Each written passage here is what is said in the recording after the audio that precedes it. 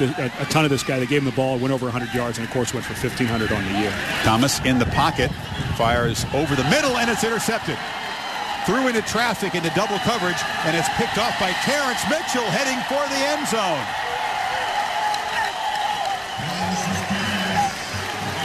So a rough start for Thomas as the white team takes the lead on a pick six. This is just a forced football. Thomas steps up in and tries to force it in there. You'll see the bracket on the receiver and throws it behind him. Well, and you could see how jumpy his feet got. There was a little bit of pressure around him, and that's what everyone around this program has been talking about.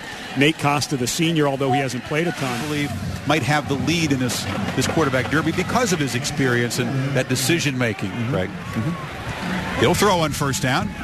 Across the middle, a completion, and a good block, and scampering into the green territory is Garrett Davis, one of those receivers who wears a number in the 90s, looking to make an impact today. As long as you do what you're supposed to do, it doesn't matter what number it is. This was patience here. This is Costa all the way from the left side, being patient, allowing the route to develop and the receiver to come into his vision. And that's it. Chip Kelly loves Nate Costa's motion. It's so short and compact. When he decides to throw, the ball gets out in a hurry. Good accurate throw, too. They fake it to Remene Alston and throw far side, and the man is wide open. And it's Lavoisier 2-A.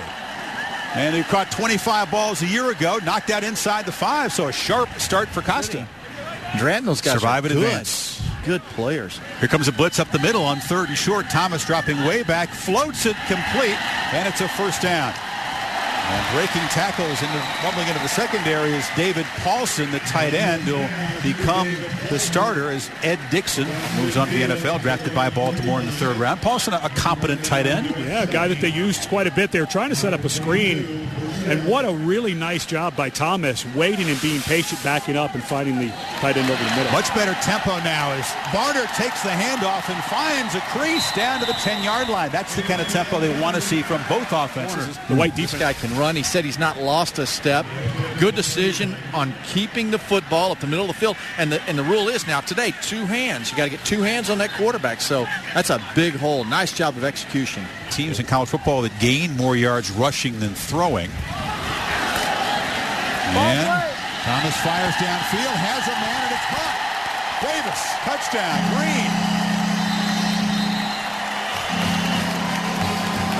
So the flea flicker as Barner pitches it back to Thomas, and it fools that white defense. And a rough start to this drive for Davis, who bobbled the first pass thrown his way, then lost yardage in the second, but breaks free for a huge gain. And Craig, they were backed up 3rd and long inside their 10. Now they're in the end zone. Dan Fouts said he wanted to run a halfback pass in the game today. I guess Aliotti talked him into going at least with a flea flicker, something a little more reasonable. Look at him. He loves trick plays, Fouts. Nation will tell you they have to take their eyes off the defense to catch the snap, but when it's off target, makes it even tougher to refocus on the defense. This is Reed in a crease, and Reed rambling into green territory. After a stiff arm, he gets down inside the 25. Scott Grady hauled him down, but Reed, the junior college transfer, yet another good-looking Oregon back. And you see the zone stretch to the right side, and that offensive line fitting on those defensive players, pushing, and there's a little